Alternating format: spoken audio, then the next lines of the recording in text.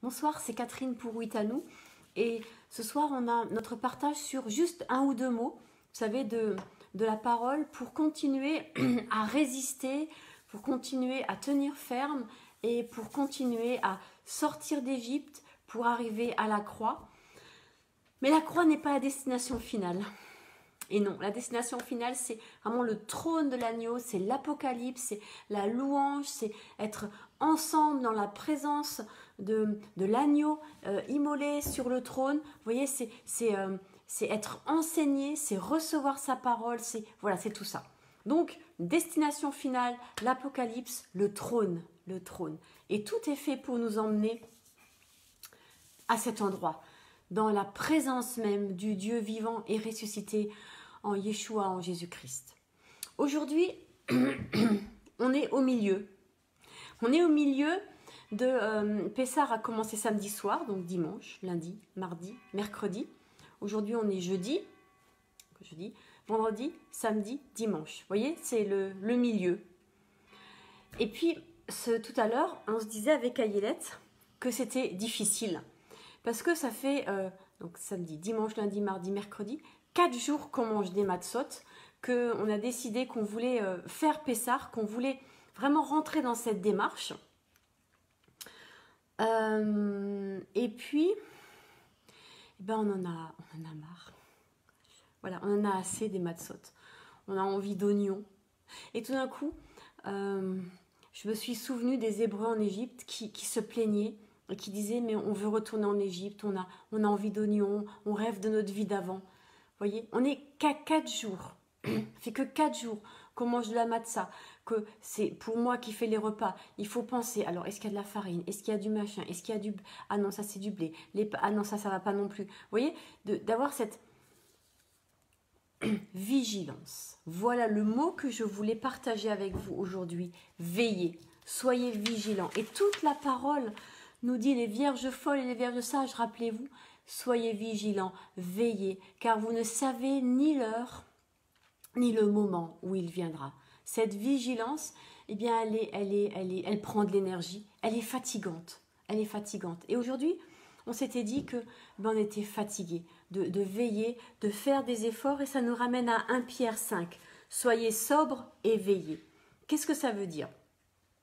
Soyez sobres, c'est faites ce que vous avez à faire, calmement, soyez concentrés dans l'esprit. Voilà, que votre esprit soit concentré à faire ce que dit le Saint-Esprit, ce que le Saint-Esprit montre de la parole, ce que le Saint-Esprit montre du Père, ce que le Saint-Esprit montre de Jésus. Vous voyez, qu'on soit focusé. Et tellement de choses nous font perdre notre attention. Vous savez, nous divertissent. Et là, la parole nous dit non, sois concentré, sois focusé ce que tu fais. C'est 8 jours, Pessah. On est à la moitié et on en a déjà assez. On a envie, on a envie de pain, on a envie de pâtes, on a envie d'une pizza, on a envie, vous voyez? Et là, on se reconcentre. Et je crois que c'était important qu'on fasse Pessah pour ça. Parce que normalement, en tant que chrétien, on ne fait pas les 8 jours de Pessah. On fait le Seder, on explique la symbolique, on fait attention à ça. Et c'est bien, c'est vraiment très très très bien. Mais on ne va pas jusqu'à faire ces 8 jours. Et pourtant, je crois que c'est important. Pourquoi? Parce que c'est pédagogique. Et ça nous apprend à nous focuser. Et ça nous apprend à reconnaître que là, il y en a marre. Quoi.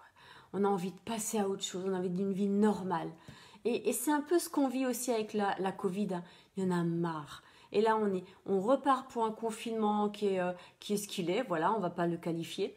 Et il y en a marre. Il y en a marre de ne pas pouvoir. Et pourquoi on ne sait plus trop. Et est-ce que vraiment... Et tant de, vous voyez ce que je veux dire? Et il faut rester concentré. Et je crois que ça, c'est quelque chose que le Seigneur veut nous apprendre. La sobriété, mais dans le sens grec de ce mot, c'est être calme. Soyons calmes et concentrés.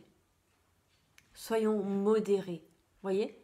Voilà ce que ça veut dire sobre. Et puis, il y a l'autre mot. Soyez sobre et veillez. Veillez. Ça veut dire soyez vigilants. portez une stricte attention, soyez prudents. Et puis même, soyez actifs. Faites attention à l'indolence envers une soudaine calamité destructrice pouvant survenir soudainement. Faites attention à l'indolence, c'est vraiment les vierges folles et les vierges sages, envers une soudaine calamité, quelque chose de soudain, destructrice, pouvant survenir soudainement. Donc il y a 2 fois le mot soudain dans la phrase. Veiller, c'est être en éveil, c'est être réveillé. Réveille-toi, toi qui dors. Le dormeur doit se réveiller, voyez. Et bien souvent, en tant que croyants, nous dormons. Nous dormons dans notre confort occidental.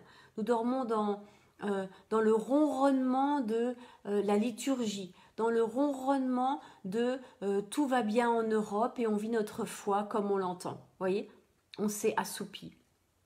Et tout d'un coup, ce virus nous réveille. Et il faut garder, faut persévérer. Voilà, persévérons.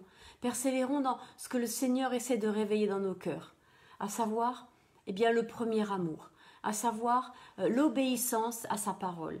Et cette année, c'était très rigolo parce qu'en fait, pour être tout à fait honnête, je vais vous dire la vérité. Je ne voulais pas faire ces 8 jours. Je m'étais dit, je vais faire comme tout le monde, le côté symbolique. Et puis dimanche matin, je vois Yolette qui prend un paquet de céréales. Je dis, tu sais ma chérie, normalement, tu n'as pas le droit de faire ça. Et ça, on n'a pas le droit de manger. Elle dit, maman, je veux le faire pour de vrai. Ça m'a touchée. Ça m'a touchée que cet enfant de 10 ans dise, maman, je veux le faire pour de vrai. C'est important. Et je suis sûre que si je lui demande pourquoi c'est important, elle ne saura pas me dire pourquoi c'est important.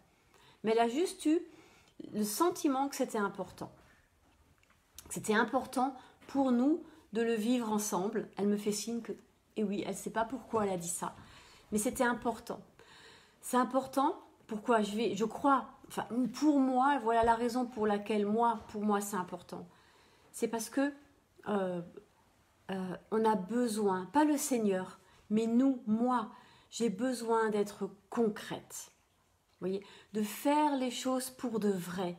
Et pas que ce soit juste un symbole, mais j'ai besoin que ça prenne corps dans ma vie. J'ai pas besoin que ça me coûte, mais ça me coûte, et d'apprendre que ça a une réalité, pas uniquement spirituelle, mais aussi matérielle. Voilà. Et j'ai besoin que ma foi devienne matérielle, devienne concrète, devienne réelle. Et ces 8 jours, eh bien, me permettent d'entrer dans le réel de ma foi et de ma relation à Dieu, en acceptant que pendant 8 jours, eh bien, je traverse le désert. Pas de farine, pas de levure, pas de pain, pas de pâtes, pas de pizza. Juste lui. Et l'humilité, et recommencer, et aimer, et pardonner. Et puis là, comme dans 1 Pierre au chapitre 5, être sobre et veillé, ça veut dire être calme et concentré, être vigilante, prudente, à rester centrée sur le Seigneur, à ce que vraiment, concrètement, il est la première place. Et la matzah est vraiment là pour nous rappeler qu'on est plat. Qu'il n'y ait pas de bouffées d'orgueil, vous savez, de bouffées de... On parle des bouffées de chaleur, mais là, ce serait les bouffées d'orgueil, les bouffées de foi qui déplacent les montagnes. Mais vraiment cette continuité dans la simplicité, dans l'humilité. Votre adversaire, le diable, rôde comme un lion rugissant, cherchant qui il dévorera. C'est pas un jeu. L'ennemi essaye de nous déstabiliser par tous les moyens. Et la parole nous dit d'être calme. Je l'ai déjà partagé, il me semble, à un moment. Mon prénom israélien, c'est Shalva, et ça veut dire tranquillité. C'est drôle, hein, parce que je suis quelqu'un qui bouge tout le temps, qui fait 100 000 choses en même temps. Et c'est comme une invitation à rentrer dans cette paix du Seigneur. Et que mon esprit puisse recevoir cette parole tout va bien, qu'elle descende et qu'elle apaise mon âme, comme la voix du Seigneur a apaisé la tempête. Chut. Et tout d'un coup, la barque arrive à bon port, dans sa présence et dans son intimité, et mon corps est au repos. Amen. Voilà, c'était le petit encouragement de ce soir. Soyez bénis et à bientôt.